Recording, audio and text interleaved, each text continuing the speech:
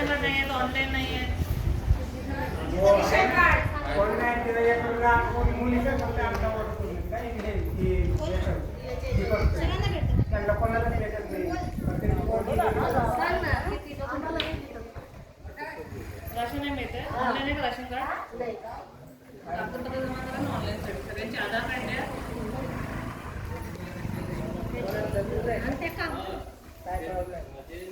Ration येतं आपण नाव येतच नाही राशन.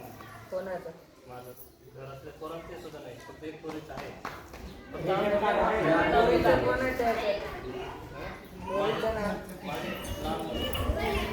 ऑनलाईन नाही का?